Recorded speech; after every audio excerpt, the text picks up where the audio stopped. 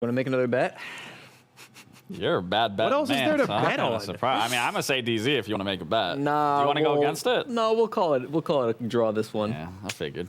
Yeah. You ain't a betting man. No bet, so there's a truce this time, just to check. Well, he's not a betting man, so Well, it's about picking your battles, okay? I picked mine. I won them. All three. Well, All Four out of three. three. There was another I one. thought. Yeah. All right. We're just gonna keep the show rolling at this point. If they keep on fighting, that makes for great content for you. But we got one more game left to get through. Everyone's already prepped in the lobby. We'll talk DarkZero real quick because we have yet to see them today, and we cannot talk about anybody that's not the new guy because Rice is actually doing a pretty good job. He's impressing a lot more people than I thought he would. Yeah, we took about a week to figure out, okay, is Rice really him? And I can conclude that Rice is indeed him. You look back at Rice, and I thought that Chalet game against Mirage was particularly impressive from him. I thought that he was doing really, really well in that matchup. DarkZero are no strangers to picking up exciting young entry fraggers. Even NJR back in the day, when he was first picked up on DZ, he was Yana Jaegermain. He was popping off as the entry fragger. But Rice is different. He's joined the team. He's still allowing Pamba and Gavin to be the primary fraggers for the squad. He's grabbing the Dokkaebi for 8 out of the 18 rounds that he's played on attack so far, and he's making it look so good. I don't think it's his pure raw mechanics that make Rice stand out from other young pickups that we've seen so far this stage, but it's instead his patience and his flexibility onto a wide variety of operators. yeah, and I won't go too in depth on Rice. I've talked about him a lot. We've talked about him a lot. But again, I am glad to be seeing a new player coming in, slotting into his role, really becoming his own player. Obviously, again, surrounded by DZ. It's things you love to see. You love to see these new players really showcase what they got and why they're there. And again, I don't want to go into depth. I've already said a lot about Rice. So, Jacob, if you want anything to say to that. Not specifically about Rice. I do want to touch on your new players thing because Beastcoast is full of them. Most of them, I mean, all of them with the exception of Doc, were brand new to the NAL specifically for this stage. But one of them, above all of them, hates losing the most. And so far, he's lost every game he's played this stage. We kind of can't not talk about Mr. B at this point. Yeah, Mr. B, he was a hot shot going into the first stage. A lot of talk on Twitter. You saw him everywhere. Now transitioning into this newer stage, we ain't seeing a whole lot of him on Twitter. And personally, again, seeing the gameplay, we aren't seeing the Beastcoast that we may have seen last stage. Whether that's because teams are figuring them out or it's a new roster losing the veteran players, I think ultimately this team is going to have to go back to the drawing board and figure out what really needs to be changed if they're going to want to have a good catch-up game. Had a lot of time off between their last game and this one. Mr. B in our last match, obviously rocking a lot of that. Monty had some good moments, had some bad moments on the operator, I would argue. All in all, though, I'm hoping to see a bit of a reset from Beastcoast because game one, not at all what they wanted. They're now going to play DZ before they're going to lose, of course, one of their players for the next 2 days as well.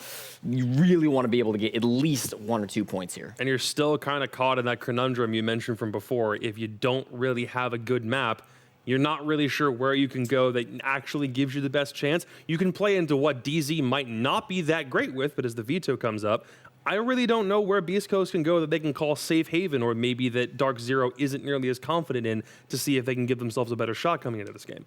Yeah, it's tough. We'll see when it pops up because I feel like even the maps that Beastcoast are really good on, DarkZero have good history against them. We end up on Chalet. Not terrible, I don't think, for Beastcoast. A loss to Alpha Theris in the offseason, and then a loss to Oxygen in the first match of Stage 2. But for DarkZero, I mean, their one and only play in Copenhagen was a loss. It was against NIP. That came after 2 Stage 1 wins as well through the NAL. So I don't think this is too dominant a map for DarkZero. I think this could have been worse for Beastcoast.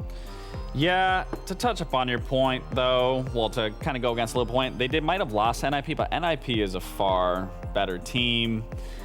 So looking at Chalet, sure, it's maybe a little bit more of a comfortable map for Beastcoast, but overall, kind of based off how DZ's kind of bouncing back, to me, it's a DZ. I mean, yeah, it's certainly not ideal coming to Chalet, but we'll see, right? I mean, this can be kind of a fun, fast-paced map as well, so maybe they get a little bit under DarkZero's skin and try to get under their mental state a little bit, but it will be tough. Yeah, it's gonna be a tough one going forward, and I just hope Mr. B doesn't, I don't think anyone's gonna give up by any means. I just hope they figure out their stride here against DZ and really play the game that we've seen Beastcoast play and seen the IGL from Mr. B. Yeah. Well, there's not really all that much that we can say about Beastcoast at this point, but we do have to at least mention that their probability for statistical elimination goes up a lot higher if they can't knock off DarkZero in this matchup. So they still have the opportunity to play through the open qualifiers, but they really, really would just much rather coast to playoffs and then have an actual fighting chance at some point down the road. So we'll give it over. It's game 6. Let's get this bad boy underway. It's Parkour, Mackie, and Nick Mort with the call. What? What? All right, well, that's one, definitely. Yeah, that is one. Curious as to how many more he'll come up with over the process of stage number 2 here. I call you Lil Nicky. No, listen, no, no, Lil. Of the groundbreaking movie by Adam Sandler. You've ever seen that? I don't know if you have seen it, but it's a good movie. I've seen a lot of Adam Sandler movies, but not that one. You know, Click used to be one of my favorite movies when I was younger. Very sad movie. Yeah, incredibly sad, very real movie. Very real. Too real, almost. Yeah. Very sad. That's What? good, though. I'm more of a Mr. Deeds kind of guy. Mr. Deeds. Great movie if you haven't seen it. You Okay, are underestimating my sneakiness, sir. I Don don't Turturro, think I've excellent in the movie. Either way, let's get underway with this very final map of the day. DarkZero taking on Beastcoast. Beastcoast searching for their first point in the North American League. News broke earlier that Reverse would no longer be continuing with the team for the remainder of the stage due to an urgent family matter. Playing today, and then as far as I'm aware, will be replaced by Tristan, I think was what was shared by Fettuccini on the, or Fet on Twitter. Our heart goes out to Reverse, and condolences if they need to be extended, or hopes and prayers if they need to be extended, whichever. It's not our job to know what the circumstances are, just that we hope that Reverse is the best alongside his family throughout all of it. With that said, even without the potential background knowledge that we have, this would be a tough uphill battle for Beastcoast, given the way that they have performed so far this stage.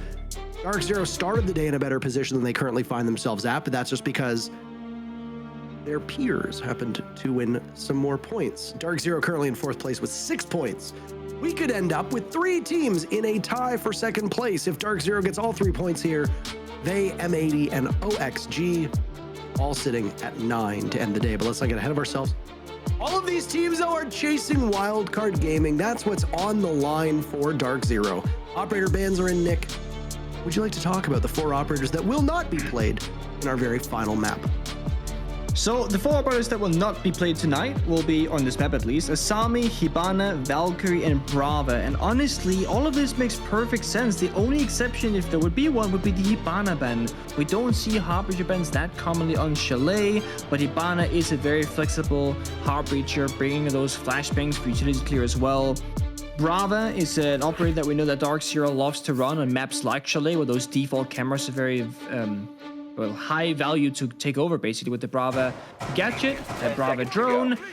Beastcoast, they played M80 earlier today on Bank, and slight spoiler alert, they got absolutely slaughtered. They could not fight back, they could not shoot back, they got run down when Beastcoast were on the defensive side. And on their attacks, they just looked a little bit sloppy and messy, but of course, they're playing under unfortunate circumstances. And we always know and talk about Mr. B, the Mr. Beastcoast, the IGL of this team, who usually carries his weight when it comes to strategizing and making callouts. And it can be very difficult to make calls to a new player on your team because he doesn't know the ins and outs of those strategies. And sometimes, as an individual, as a single leader, you also just need help. On the other side, you got Canadian, the IGL for DarkZero, and he's finding himself nowadays very much on the active roam for the team, always moving around and gathering intel with Valkyrie pulse, in this case, the pulse of course. But take a look-see at his secondary gadget, the deployable shield. Unlucky. You need shields in this map, and I guess they thought that they just specifically needed these particular operators, so the only way to get a shield would be on the pulse in this case. Canadian freed up by the addition of Rice to this DarkZero team. very vocal player. Oh my! NJR drops, kills Doc. It's a bit of sloppiness. Reverse the first pickup for Beastcoast, but then he's dropped by Pambazoo. So DZ coming out ahead in that first altercation. Goodbye Dokkaebi and goodbye Ace as well. Beastcoast losing 2 important operators. They might lose Hat too. Making an awful lot of noise at the top of library stairs. That was Pambazoo who could have contested, but instead goes elsewhere. Wastes time. Just past the halfway point of the round, closing in on 1 minute. There's not a lot of options here for DarkZero. They only plantonized Pambazoo with the Toxic Babes. He's off the bomb side on the blue staircase near the basement. And Canadian, while he can get information for his teammates, they can't necessarily act upon it unless he just goes for a floor bang, I suppose. It works out because straight immediately back on Mr. B, and now they're also inside the bomb site. Oh my, and DarkZero right now stopping them every single step of the way. It's Spiff in a 1v3. Look in the wrong direction. Gavin, the final kill for DarkZero. That's DZ to take the very first round. You have to wonder, how would that round play out if Doctor simply got that freebie when NGR dropped the hatch and lobby down to that connector room and basement? Because that made it a 3 versus 4 in favor of DarkZero when it shoulda, coulda, woulda been the other way around. I mean, it's so unfortunate. NGR and Fenrir will drop down the hatch and just get saved by the box in the middle of the room and then win the gunfight. It's super unlucky, but Bar is also one of the, I would argue from my side at least, the hardest bomb sites to attack. Here it is. He shoots him, he drops, the box is there, and then it just gets a little bit messy. You know that AK does so much damage. But yeah, the Bar bomb site, I would say it's a very hard one to attack. It's a very open bomb site. You know, defenders can be anywhere, even top floor as well as the basement portion. So you're dealing with a full, essential map clear of worries. Whereas when you see, for example, the kitchen bomb site, obviously, the defenders will be here in Trophy. They'll be in Kitchen. But more than anywhere else, they'll just go 1 floor up. They'll go into Master Bedroom Office. This is the bread and butter right here. We see the rotates. We're going to see probably like a deployable shield being put down, ADSs. Once you clear this part of the map, it gives you direct access to the bomb site below it. And that's really the entire route. That's where it plays out. On the bar bombs that we just witnessed, it's the entirety of the map. So I think the way Beastcoast, they play this game, generally speaking, with that single IGL of Mr. B, they're more favored on the quote-unquote simple bomb sites like this one, where there's one big problem and you have most of your players around you to deal with that problem, compared to like those big spread out bomb sites like Bar is. Magnet activated. Magnet deployed. We see early picks here. Mr. B already in 30 seconds. Selming the wall, leading into dining. Now he'll go on to drone to survey the good work. Looks like those Selmas went off successfully. All the while, Spiff has already entered from above, so this main lobby area is under control of Beastcoast for now. And getting a position elsewhere. Slowly close in on the map. Reverse's domain is in the basement. He shoots out one of the cams and then moves over towards those lobby stairs. DZ playing far back. Not just inside of the A-bomb, but likely extend upwards to bedroom and Solarium 2. Yeah. And they know that they don't gotta make the first move right now because DC, they have control of the parts of the map that they care about. They got side persons, they got the upstairs person, they Beastcoast, they've yet to breach the office walls. And there's not really any way they can realistically go for this unless, of course, they rotate Solarium side. But now you're made by Aruni gates, ADSs, well, my discs, and half the round of the time has already flown by. So unless they get like a relatively clean entry here, I just don't know how they're going to progress because look at that. The last Selma went out on the wall, it gets shut down immediately, and now they can't establish a longer line of sight in towards Master Bedroom. Easy on the board first. No answer back from Beastcoast. Certainly not as quickly as there was the previous round. Both teams traded very quickly on. That was Spiff, who we last saw playing upstairs by Chimney. No sledge. No nades. Not on his part. Pat still has one in back pocket. Mr. B pulls trigger a little bit too quickly and decides to tussle with the player inside of Solarium. It looked like it was Gavin that was playing a close angle, who will now back off. Mr. B holds the diffuser. You can't be playing too loose in that position, or they'll put your teammate in a rough spot. Now it's reverse to just encroach on this position, and he doesn't seem to know that Gavin is there. Now Gavin will go for the drop after NJR's been finished off. Rice is down for the count, and now Pambazoo is gone too. Gavin and Canadian as the last two still upright. 15 seconds to go. Timer suggests that Rice will not be retrieved. Counting goes down, Canadian goes, Gavin dropping one with Diffuser as well, but ultimately just too many players from Beastcoast. Not much you can do with those many targets in front of you. Beastcoast, get on the board. That's so messy. I think DarkZero just simply lacked information in that round, and it's in part due to Beastcoast doing a good job at, going towards the dining and fireplace area. They shut all the default cameras, then they went Solarium, but then they made another rotate. 3 or 4 members of the attack went back to that library master bedroom side and went for that flank with Mr. B on the Solarium Repel doing a great job at baiting the whereabouts of the team, and DC read into it arguably incorrectly because they lost that man advantage upstairs. They didn't manage to get back towards the bomb side, and then, well, Beastcoast simply just ran them over downstairs. Look at this. It starts off messy. Reverse sprints in, doesn't get anywhere. But then Hat gets an injure and a kill. And it looks like right here, if Gavin holds the trigger, because they've cleared this area of the map, I would argue he might just be able to like completely steal the round. But trigger discipline's hard to come by. Ace came sprinting right by him. He went for the 1 kill, missed the second. Beastcoast, they clutch it out in that round. And it went much better for them on the kitchen attack. It was still a very, very slow early round. And it was the same issue that Beastcoast also suffered earlier on Bank against the Matey. On the attacks today in general, actually, it's just been kind of like a slow pace for teams. They're taking it very cautiously, not taking a lot of risks. And then when it comes down to it, it's go, go, go time. But then they actually succeed. So you can definitely argue that Beastcoast could go a little bit faster, push that go button a little bit sooner, and still achieve a similar result. For now, it's going to be a 3-man main breach. Lions can go side. It's not going to be a rush, but it very well could have looked like it was about to be one. They do have to spend a grenade to open up that wall. But the Twitch drone will maybe make up for some of that value by cleaning out some of that util, like that Fenrir gadget. Yeah, they're certainly stacking up, like, at a moment's notice. They could be compelled into action. From a viewership perspective, it's always exciting to see that, but I can also understand why a lot of these teams want to be a bit more practiced. We love the chaos. We love the thrill and the rush. Teams certainly don't, that's for sure, especially when their season could be on the line.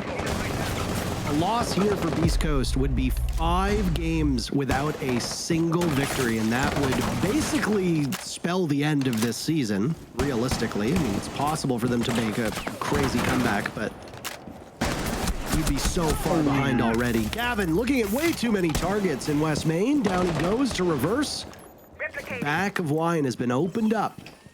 Beastcoast are still in a very good spot. One of those dread mines goes off. Where, though? That's the question.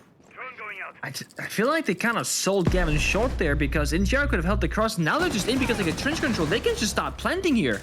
That's what they're going to do. Mr. B finding a safe way for him to get that diffuser down. Watched by both Doc as well as another player on the team, a reverse. Doc doing so much work. DarkZero only has Pambazoo left, who is upstairs, well off the beaten path. Nice shot on the spiff, but he's given his position away, and the jig is up. Doc, 4 kills. Beastcoast in the driver's seat in this matchup so far. Rough first round, but since then, looking far more confident. Yeah. And again, like Beastcoast just doing a much better job at those smaller bomb sets with like a more simplistic approach to it. 4 guys going towards the main breach. Okay, they can't rush it. Then 4 guys goes towards that back area. The single wall and trench, and we saw Gavin fighting for his life. And I don't know if Gavin got caught by bad timing. He was in the, arguably the wrong spot at the wrong time because he was trying to make a play of his teammate. And then, well, he wanted to move away. But then there's a play on the Westman window that locks him in that position. Instead of fighting his way out one way or another, he kind of just lingers and pre-fires, and then he gets at the awkward position of like, oh, I gotta reload, but then I get swung, so you have 1 bullet left. That doesn't go very well.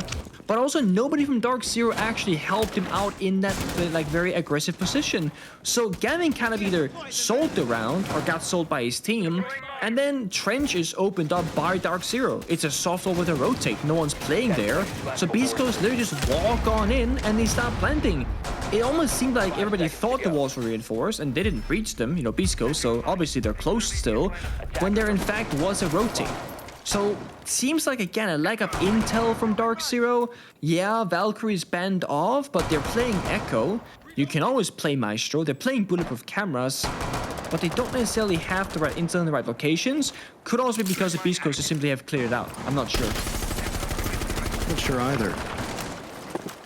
Big nod to Jinxie right now, the most subbed to streamer on Twitch. I don't know if you're a fan of his content. I enjoy watching it. It's very funny. I will say I don't watch Twitch as much these days as I used to. I am less terminally online than I used to be. I touch grass. I don't know if you do that. Sometimes. Yeah. Swapping bags. Not always. I mean, winter season's approaching, so more PC gaming for me nowadays, but the summer was great. That is true. You All live in a season was part of the actually world nice. where during winter there isn't a lot of daylight. Nope. It gets quite cold. Pambasu, also not touching grass. On the cameras watching, I'm not sure what, but he loses his shield. So when he gets off the camera, he's gonna be saddened by the realization that his position is significantly weakened. And Hat moving on up. This right here is a stronghold. The top blue stairs, mezzanine position for defenders. That's the line in the map that the attackers have to break, and it's the toughest challenge on a bar attack. The opening kill, and once you get into that chaos state of the round, very important, because if you get the opening kill on attack, there's just one less gun that can hold you back. Hat wearing a different hat this time. I appreciate the costume change between this and the very first match he played today. I don't know if you saw that he was wearing like a balaclava. Doc, continuing from where he left off in the previous round, whose name I imagine we will be saying a few more times in this matchup. It's the first kill. Nearsightedness for Hat now as Pambazu gets back on the board himself. 4v4 with 1 minute to go. And it's a fall off from above as Gavin finds shelter in the bomb site down below. Beastcoast licking their chops above. They've been able to clear out this top floor, even though it did take them quite a bit of time. Now they go to the soft destruction work and try the next steps, or they can guide that diffuser in the hands of Mr. B into the bomb site. Gemini activated. I mean, it almost must be a Hatshop's position here because, like, they don't have fire-based control. Pembek is Hat as well. So I don't know how the Beastcoast are gonna get inside the bomb site. What I do know is it's gonna be hard for them. There's a Flores drone that goes off as well, but doesn't do any damage. Might have taken some small utility out that we didn't see. DarkZero standing pat, waiting these final 15 seconds. Pambazu looking to the right, just a little bit of wrong timing. Canadian getting in on the fun this time. Down goes Spiff. Spiff unable to find the scoreboard so far, but Doc is still upright. All up to him in a 1v3, but in the midst of the barbed wire, Canadian gets the final pick. DZ blunting Beastcoast's momentum and tying the game up. Good flying from Canadian. Very proactive on various operators in general. And DZ just having really good map control again. Like, they fall off the top floor, but then what do they do to make up for it? They go into the basement. They can come up the fireplace stairs, a Westman flank, come up the blue staircase, etc. They're pretty much playing a proactive game of Rainbow Six Siege where they always have the next step pre-planned and figured out. And I would say that DZ on a good day, they are a proactive team, and DZ on a bad day, they are a reactive team. And you always want to try and be ahead of what's about to happen, whether it's a positive or negative outcome where, okay, we lose the library player, what do we do next? And also being like, okay, the enemy literally cannot take library, when should we fall back? You always gotta have those things mapped out in your head. You're always playing around the timer, also how many drones you've killed. If you've killed 7 drones as a defending player, you know you can get away with hiding in corners in those like rat positions and take those risks. If you've killed no drones at all, you know you can't. Also, that is some tech right there. The bulletproof camera on the gravel, look up into the sky. It might be hard to find it as an attacker, but it also does give you pretty limited intel. But I think the goal there is to give intel over Ivy, which basically is the hallway leading to piano. And oh, that impact is ugly from Rise. It takes off half of NTR's health, but the shield stays alive. So yeah, I think the bulletproof camera is meant for the flank watch, which last time is what caused DC to lose the round on this kitchen defense. So they're making up for past losses and past mistakes. Beastcoast bringing out that very kind of like one-shot wonder of sets, where you can use those roly-polies right here through the drone holes to cut off parts of this dining kitchen bomb site. It's a very neat trick. Setting a sequential breach. Magnet ready. Where it bounces, though, that's the real question. Very quick hop into trophy is what usually follows along, and NJR is presumably just waiting for the sound there. Flash goes in, a follow-up drone from Spiff, and ultimately one of those sends gadgets. All it does is allow the drone to get in unhindered, but no players hop in after it. Cross held by Mr. B in a second attempt with the same gadget from Spiff, as that wall of smoke will go up. The Lion of Reverse in position to jump in, but isn't going for it just yet. I don't know if Beastcoast are just trying to psych out DZ or if there's a timing that they're not very happy with. Yeah, they're psyching it out. First pick goes to Doc. What a shocker. 8 kills so far. There's been some finger pointing at the individual players on Beastcoast. Most obviously at Doc, as he's lagged behind some of his contemporaries. He's no more as Gavin outduels him in a gunfight. Beastcoast goes down by 1. Spiff enters. Gavini falls. Spiff could have a second as well, as he does immense damage to Panbazoo, but ultimately losing out. Panbazoo still has control from above. Mr. B blowing up the wall, and surprise, NJR's behind it. Losing that duel puts Beastcoast in a disadvantage. Reverse equalizing the numbers. Not far off of this diffuser. 1 minute to go. Both teams in a 2v2, but Panbazoo only on a tiny point of HP. This is a bad spot for the players of DarkZero, especially since it looks like the diffuser will go down once Hat can get in to go for the coverage, that is. Ugly round. And so far, it's still chaotic. The very above, the Rise wins the kill. It's a 2v1 for Reverse. Diffuser going down. BZ being awfully patient with this. Pamba drops, Reverse gets off it, but not soon enough. DZ seemed to be in more control than maybe we even thought. It's their second round in a row, and DarkZero regains the lead. Yeah, I mean, DC did such a good job at just stabilizing that round, because I do think that Beastcoast are trying to psych them out. When you have 4 roly-polies from Ascend, you can really do, okay, you can throw one in. Is that going to be the go? The second one, is that going to be the go? You never know as a defender which one is going to be the actual execute. I do think there were a couple of sloppy parts of it. Like Mr. B and Sophia inside of West Main, he opened up the soft wall to Kitchen while standing in the middle of the room exposed to that exact same angle, and he died to it. So while Beastcoast had a couple of sloppy moments, I think overall the strategy in this round was actually quite good from them. They kept DarkZero guessing, they didn't know where the actual attack was coming from, but they also just lost out in these moments right here, those small moments. That's where the tides really turned in favor of DarkZero, because they had that upstairs control. And sure, they didn't have the Solace alive, but they still had that 2 versus 1. It just doesn't allow you to plant as an attacker. It's the final round in the first half. DarkZero, they keep changing things up. Different operators and different players, and a different approach this time. Kite and Mirror being brought out. They roam downstairs into that kitchen dining part of the map, with the master bedroom bomb site is where things will be going down. I like the Nuke. I kind of miss the operator's presence in pro play, because I like the aspect of sneaking around the map and adding that phantom pressure. When you know there's Nuke in the game, you're always going to be worried about, okay, is the camera intel valid? Is it real? Is it true? There could be a Nuke anywhere in the map despite that default camera being up. Her pick rate, it has plummeted since her nerf. She's no longer completely basically silent when she has her gadget active. She makes the normal noises in the operator, and that has just simply affected her pick rate negatively in pro play. I remember when Maverick was first introduced, your former teammate Fabian, current EUL analyst, gave a great interview about how Maverick also has that phantom pressure around the map, because you might think that a wall is secure, but at the time Maverick was much quieter with that blowtorch, so you never really knew if a part of the map that you think might be secure has either been cut through or, more commonly, poked through.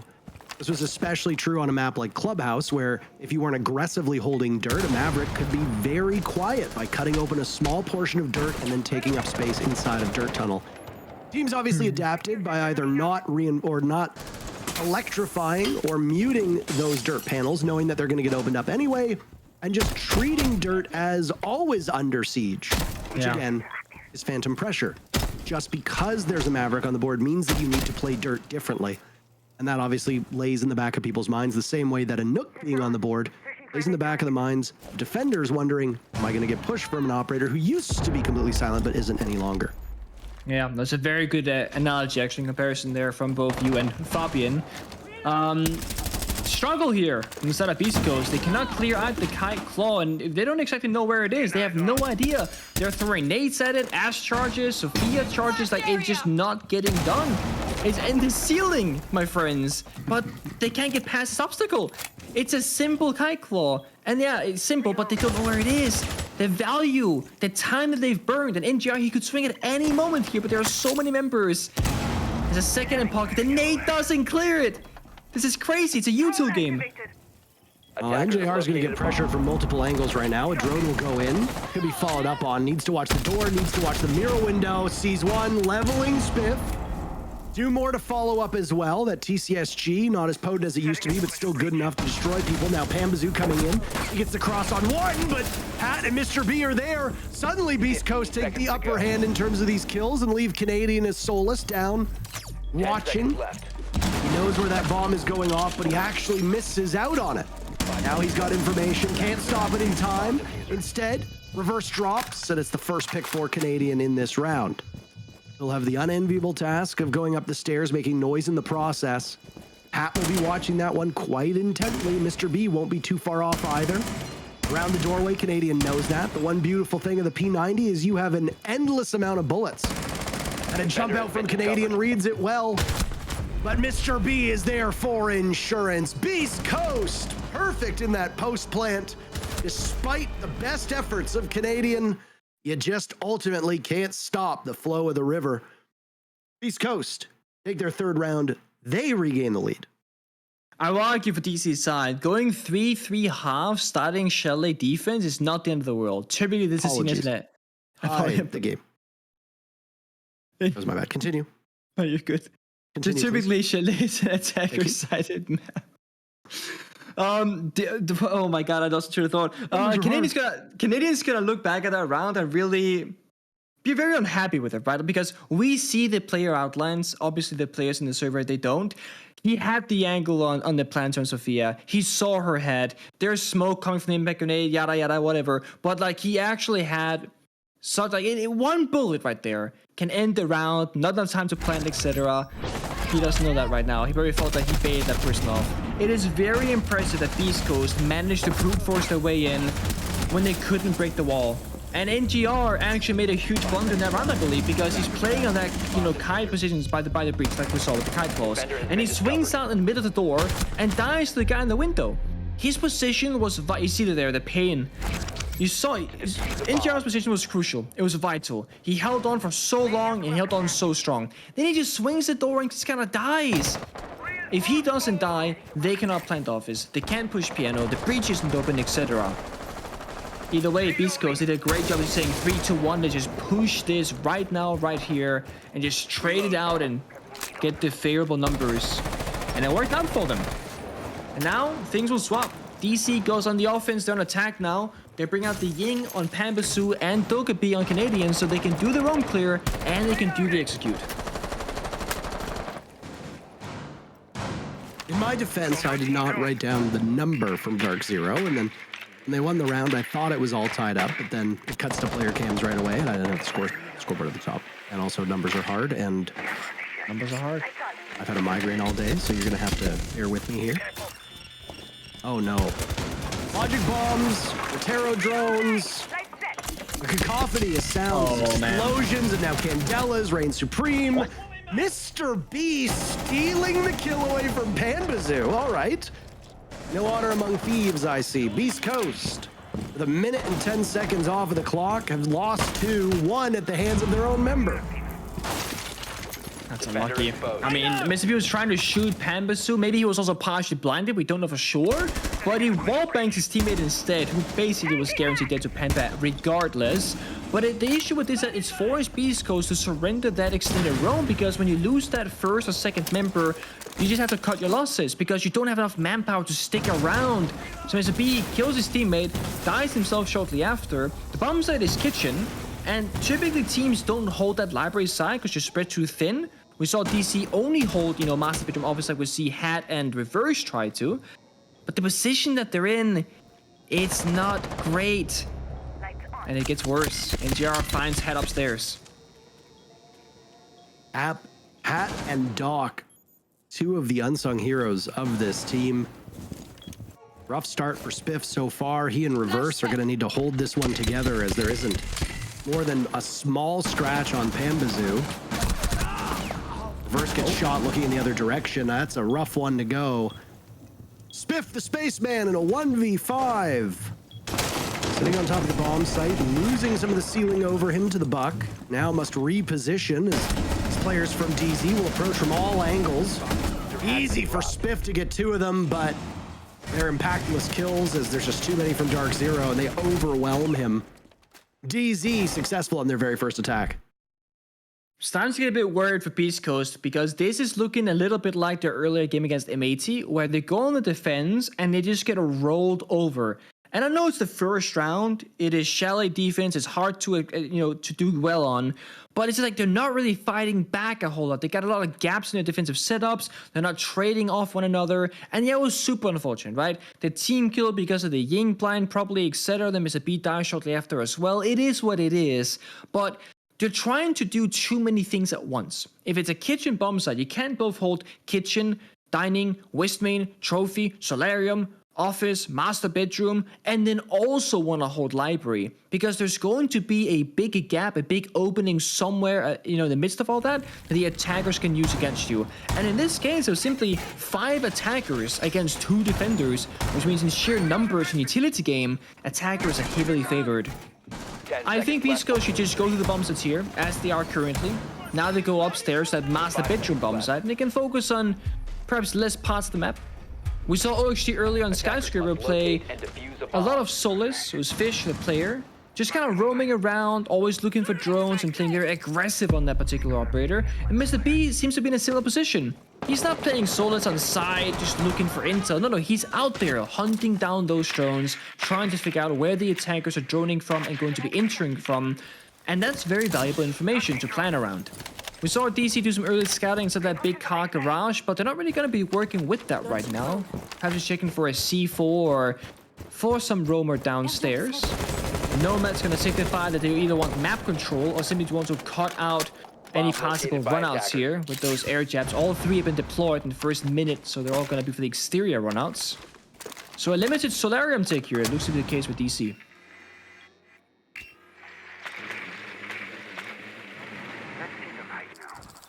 Just assessing where this push is coming from right now, Nick, as there goes an E1D. DarkZero have made it into the building at this point. They get some marks as well up by that A bomb site, which is excellent for them. Wait for the flank down below. NJR on the Nomad is perfectly positioned to stop that. He's already used all 3 of the air jabs though, so where were they applied? Do you set them up for the post plant already, or do you do it so that you don't get flanked? Yeah, I think this case for the flank for the exterior, but that just means that if that's the case, it's lower value late in the round, right? Because once you're inside the building, they can't really run out on you. 2 members in the big window. I guess they want Pamba's nades here. Yep, it's gonna be a flash. It is clear, followed by a nade. The no member is close, but does it pay off? Yes, it does. Great coordination. And that's just the thing. If you just say, hey, there's a guy in this corner, I got flash, means you got a nade, let's work together. Lion scan has already been spent, but the plant, it will go down. Diffuser in hand by Canadian. Rice on the coverage, down goes Doc. More members from Beastcoast to trickle on in. Canadian has been stopped. Very successfully done by Beastcoast. Mr. B gets a little bit too greedy, wants the confirm, can't get it. All the while, Beastcoast numbers continuing to drop. Had an exit kill, needs to find 3 more. Players on DarkZero unscathed for the moment. Same for Hat, but he's looking in a lot of different directions. Over towards Solarium, does good work, but only a single kill. The 2 remaining players of DZ didn't sweat it too much, and Pambazoo credited with the very final kill. DarkZero up 5-3. I wouldn't be surprised if Beastcoast calls a timeout. No, I mean, this would be a great time to do so, especially before you hit that match point or situation for them.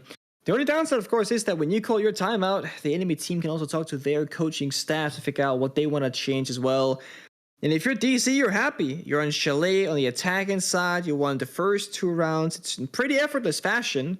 And sure, Hat did make that 5 versus 1 down to a 2 versus 1, but ultimately DC looks solid all the way through. It's a great injury from Mr. B with those impact grenades, but the follow-up wasn't quite there.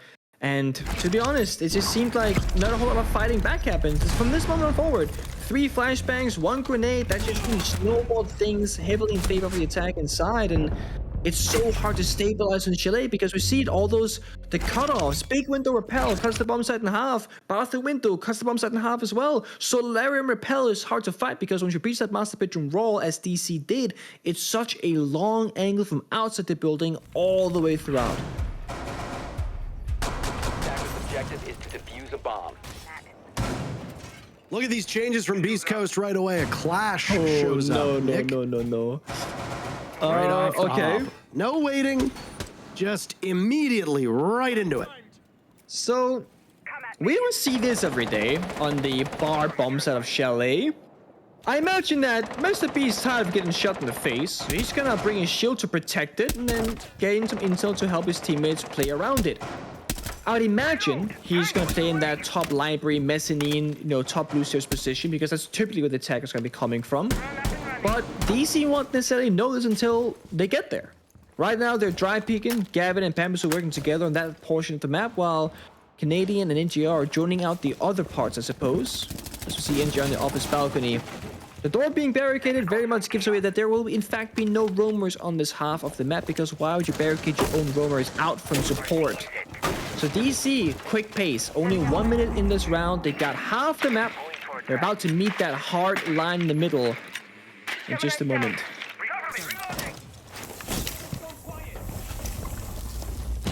Selma used to open up one of those office walls. NJR doesn't stick around to assess it. 2, in fact, opened up. Spar Gaming bomb site extending upwards. No surprise to library. Pat in a very familiar position by Chimney with the deployable shield in front of him to watch both the library window but also the big double door. Now has a third area to watch with the opening that was created in that office wall. He's forced off of this position by the fire arrows used by Canadian to success. But Gavin gets baited in. Not before Hat dies to Pambazoo, and reverse has been dropped as well. Spiff was guarding upstairs. He's dropped back to the bomb site. Mr. B shouldering a lot of damage in lobby. He sees Spiff, but can't get any help from him for the time being. No aid, no assistance whatsoever. Damn, that's now tough. you want to put the clash inside the bomb site. That's exactly where Mr. B went, but now might be rotating over towards those library stairs. Mr. B actually managed to hit the entry of DC with the slow all the way from 5 of the stairs, so it technically worked out even though it didn't. But what do you do now? Retake him with Clash? You can step away and do some damage, but no one can really follow you. Look at DC, they just dropped the side hatch. Oh my goodness. DZ taking the fight right to Beastcoast. Break their spirits, break their noses. Spiff isolated over by Kitchen, trying to keep his team in this game, trying to push Beastcoast into a position where they can find their first point of stage 2. But ultimately in a very tough spot. 3 players from DZ will be waiting for Spiff to get towards that diffuser, and there we go. All of them fighting for it, but it's NJR to get the final pick. Nothing seems to be working for Beastcoast here on defense. DZ flawless through these first 3 rounds. They're on match point. Yeah, I think DC just assessed that Clash is pushing up the blue staircase, so that means only 2 guns are on the table for the defending side. And yeah, Clash can always, unshield and sprint back, but it's a 1-speed operator. And, let's say you don't go for that fast execute, you allow Clash and Mr. B to go back to the bomb site and become like a thorn in the side of DC's attack because it can kind of stop the push. So a great quick decision making there from DarkZero. And it's forced Beastcoast's tactical timeout, but it's match point. They haven't won a single defense. It's a very late pause, and they look a bit defeated. And I understand it. They had a very big loss to Medi earlier. They got a single round on the board. They got run down when they're defending. And now that pattern's repeating itself. Ever since Beastcoast got onto defense, they've been just so far off winning those rounds. We'll see if they can turn it around, but it's an uphill battle from here. It has not been a hopeful stage for Beastcoast, especially when you compare it to their performance all the way back in stage 1. Yeah, they finished 5th, just on the cusp of making it to the Copenhagen Major. 1 point shy the group stages. Ultimately losing out to Space Station, who ended up getting qualified in that match. There's been some mixed results for Beastcoast as a whole. They came in, not a high hopes, and also, I mean, they had a good showcase to start things off, and Mr. B quickly became a pretty liked fan favorite from both casters and fans alike. His reactions on the player cams, the shirts he wears on play days. But for this stage, as you said, yeah, it's been tough. And it's not like they're brute forcing the same one map. It's not that they're playing the same one strategist. The things that they are changing are not really affecting the result of these rounds, the outcome, if you will.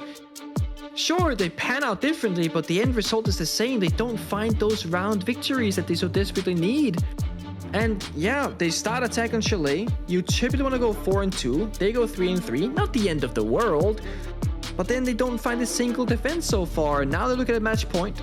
They tried the clash, which is very, very abnormal. And it didn't really do anything for them either. So I don't know if they just run down their strat book, or it's been an inefficient offseason for them, or perhaps it's just simply as like the meta and the way that that's shaping up isn't really favoring their place as a team. There are so many factors to why a team may or may not be doing well. And all we know is just that it's hard right now for Beastcoast. Certainly is. What do you do to get your head back in the game? What do you do to get back into the stage? That's the thing, because you're going to need to go on a 3-round tear here for Beastcoast in order to gain even 1 point. 3 points out of the question for Beastcoast. OXG have at least guaranteed themselves 1. They cannot lose in regulation. Rather, DarkZero, pardon me.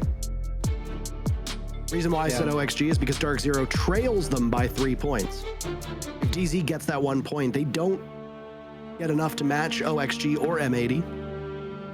DarkZero needs a victory here to stay competitive with the top half of the standings. It's been a troubling stage for Beastcoast, honestly, and you gotta feel for them. You gotta feel for all of these teams, because they had an opportunity to make some changes in the offseason, and Mr. B seemed quite excited by them. I don't think this has been the stage that Beastcoast has wanted. Very quickly are they running out of time to sort this out. Beastcoast in tomorrow's matchup play just one time. They play up against Space Station. Space Station will be eager to redeem themselves after a disappointing day. Next matchups for Beastcoast, they play Mirage on Friday for their final match of the group stages, being against LG on September 20th. So only 3 more games for Beastcoast to try to make up lost ground, and well, if they go 0-5, there's just no way for them to be able to make it up across those 3 days. Their ceiling would be 9 points, which right now there's already 3 teams at or above 9 points, and there's still plenty more games to go for those teams and the teams just below it as well. Additionally, if they go 0-5 here, DZ would sit at 9 points as well.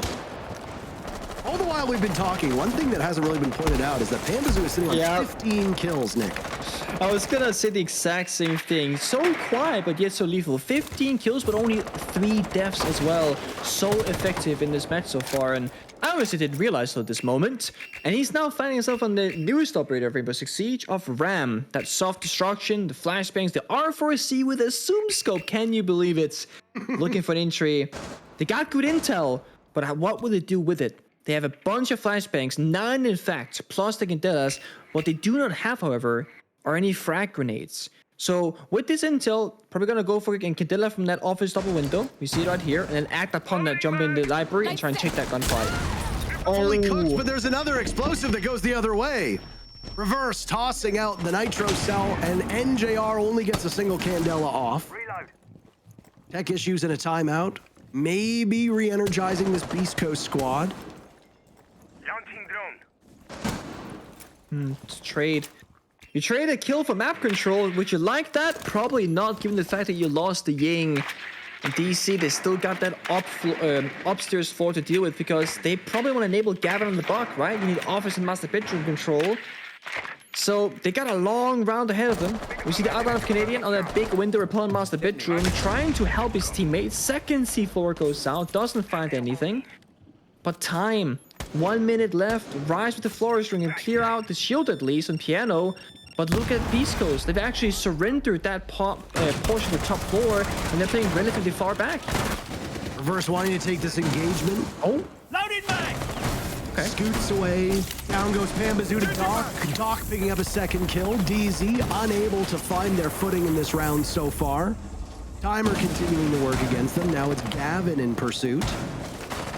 There's a Capcan on the board, which means you need to constantly be looking down. Gavin exploiting a weakness, but not looking over towards the bathroom. Canadian in a 1v3. Beastcoast looking like they'll survive yet another round. Canadian does hold on to that diffuser. Proximity alarm giving him away. The jig is up for the team captain of DarkZero. 10 He's got seconds nothing go. to find just yet, other than the Capcan trap, and Mr. B seals the deal. Timeout may be working, who knows, but more confidence for Beast Coast in that round than all three put together, and it's also the first time that Beast Coast is able to win a defense. Yeah. I like what they're doing there. The double C4 play early in the round, and the punishment, the read on the Ying is just huge, because if the C4 doesn't kill NGR, that means that Frost is either going to stick around on top mezzanine, fully blinded, when DC is going to run towards that direction. NGR can just keep popping up more and more Candelas. So you kill one of the most important operators of the attacking lineup, you get the opening kill, and you get away with all 5 members to bunker up in the parts of the map that you care about more. The bomb site and kitchen dining, as well as that master bedroom office area. The C4 came from the office door itself, actually. So just a great 10 read. seconds to go. Canadian, of course, can't do much in this 1v3. The crossfire is established, Captain Trap on the door as well. Beast Coast looking more alive.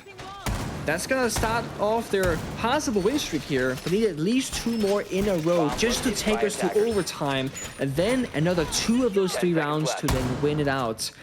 Of course, if you're Beast Coast, going to overtime and getting a single point is something, but you really want to try and get as many as possible. And for DC, as you mentioned, Parker, they desperately want 3 points to get tied with those top dogs in the league.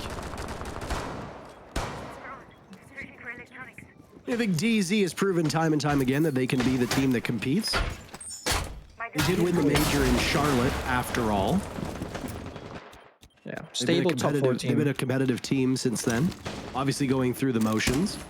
From Skies to Achieved, now to Rice. The core of this roster has remained intact, and Ambazoo, NJR have pretty much always looked like the players that DZ have wanted. Nicely tossed nade by Pambazoo, one of those 2 players we were speaking of. And a secure as well. Walking right in. This is the opening that DarkZero needs to put this game away. Beast Coast won the previous round, but could that be all she wrote? Losing the Solus down below. Waiting out the logic bombs, waiting out the EE1D. They fire back, Hat trading some of his HP for a kill onto Pambazoo. I think most people would probably take that kill more often than not. Yeah. I mean, he's gonna have 16 kills. It's an important one at that. He's still a spare need in pocket as well. Look at this animation. Oh! He votes over. It's a trade. Is there a follow-up? Hat was nearby earlier in the round, and he's still lingering. But DC, they're playing the bait game as well. Sacrifice Gavin. Hat just gave his position away. There goes Spiff. Hat's gonna have to get to the bomb site mighty quick. He'll hit his own barbed wire as he goes up those stairs. Hat, a tremendously gifted player, as we have seen time and time again. Spiff is actually recoverable. A 3v3. DarkZero had the advantage. There goes Hat on the stairs. The patience for NJR being rewarded. Spiff being brought back to life is just a small portion of HP away from death. That means that all of this weight for this round and potentially for the season falls on the shoulders of Reverse right now. An unenviable spot to be in. He's cool as a cucumber. Holding this angle. Holding multiple angles. Even. There go the logic bombs and the last 2 players from Beast Coast. Their positions will be given away. Reverse, a big pick on the Canadian. Looking for another. But DZ are not getting active with this information. They allow it to go by. Gaining some intel, but ultimately deciding against going for it. Rice with the caliber-based destruction.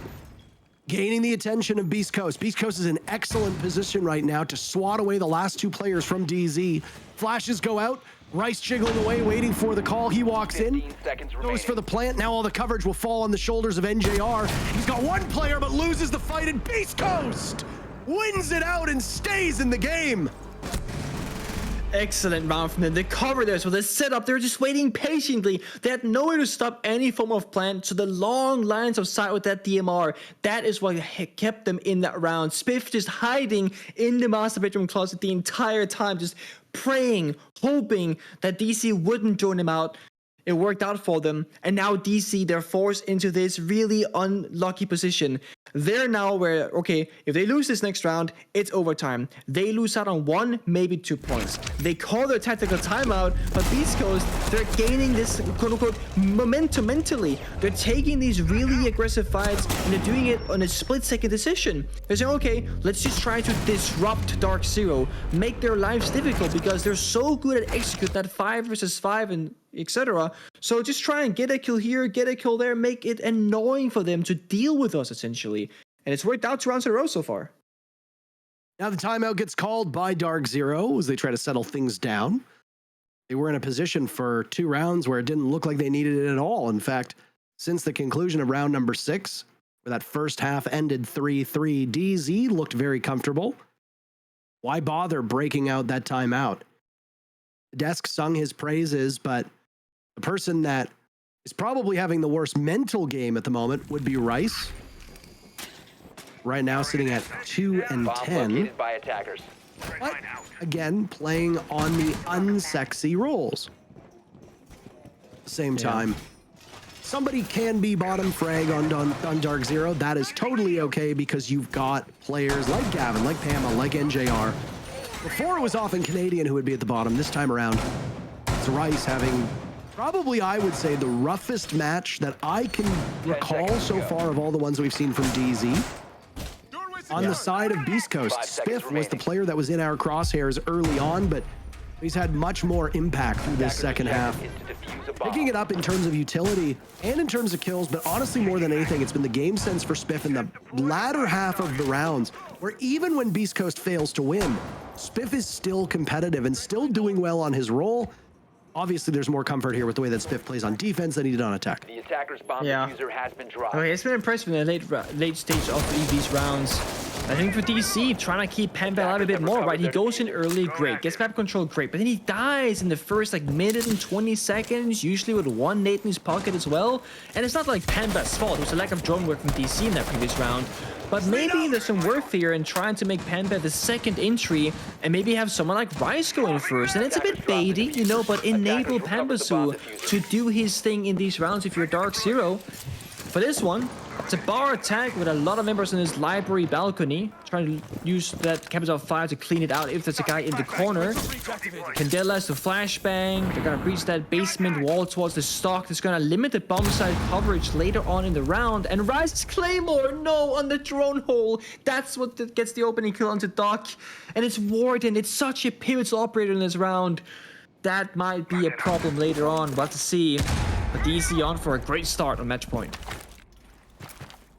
Exactly where you want to be, and Doc showing heroics in the opening moments of rounds, and especially being good through those middle parts too. It's very rare that we've seen Doc make it to the very end of a round. Of the 11 rounds that have been played so far, Doc has died in 10 of those, which is indicative of a player who's always in the cut and thrust. Even if you're winning rounds, which Beastcoast has won 5, you're still dying. Which means that your job is going to be to waste time, get kills. Speaking of wasting time, all these Candelas are going in to essentially stop these players from Beastcoast. But it's a shootout. The DZ comes ahead in. Mr. B in a 1v5 with Diffuser down, and DZ sends the game away flawlessly.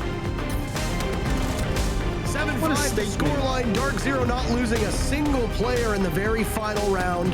Beastcoast coming as close as they could get to the first point this stage. They're going to keep searching. All 3 for DarkZero as they don't need overtime. I mean, that is such a statement. They look shaky for a moment there in Beastcoast. You know, they almost got the OT. And then DarkZero, they just close that door in their face and says, flawless way to end things off. It's such an easy round for them and a clean one at that. Well done for DarkZero and Beastcoast. So close, but yet so far. Well, that's it for us. The desk is going to want to talk about these matchups, but more importantly, this match in particular was an exciting one. All three of the matches that we got today, Nick, exciting, and I can't wait to do it again. Take care of yourselves. We'll let the desk take the rest of the show over. Bye-bye. Thanks a lot, boys. I think you definitely had the better half of the slate on this one for sure. I think both Carter and Sam kind of got shafted a little bit with ones that were super, super quick. Back end of today was all burners. Even if Beastcoast still couldn't win anything, I at least appreciate them for keeping things a little bit closer on Chalet. Certainly, this was a fun game, and Lax, can I see your watch real quick here?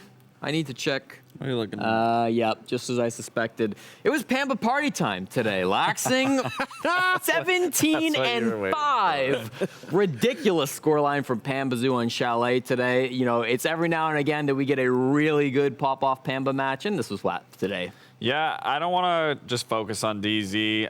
I am glad that Beastcoast did put up a fight like we were saying, that it wasn't, just this one-sided affair. I did see a lot of progress that they were making, that they really could have pushed it OT and that could have maybe win either way. But again, DZ did close it out. They were showing very strong plays, coordination throughout. And again, Pamba party time. I mean, 17-5, that's insane.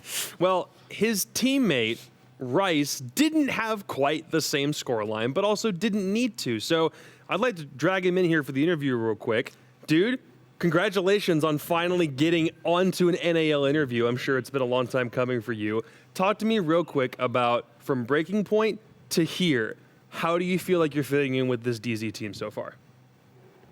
I mean, it's just like a little bit more intense here, but I think I'm adapting well.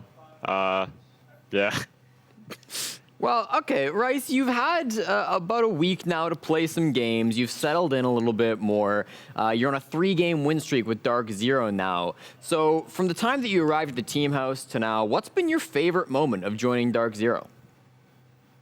I mean, it's been very, very good just like getting on every day and just like scrimming and like practicing with like people in person, just seeing my friends and just having a good time. Nice. For sure. And a question that I've been asking a lot of the rookies, Rice, is joining a team such as DarkZero with all the surrounding talent you have and the endless amount of possibility on that roster, how is that helping you as a brand new player? What does that play into your fundamentals? I mean, since I'm surrounded by like so much talent, it's just like they're all helping me get better. And it's like, I'm growing every day. So what is something that you notice has been the biggest change for you from joining the team versus not being it? I think the biggest thing is that like everyone's like knowing what they're doing, and it's like I don't know how to describe it. It's just very, very serious. I know what you mean. Yeah. Yeah, it's been good to watch the progression for you from where you were from the Element 1 and Tier 2 days all the way back up to here.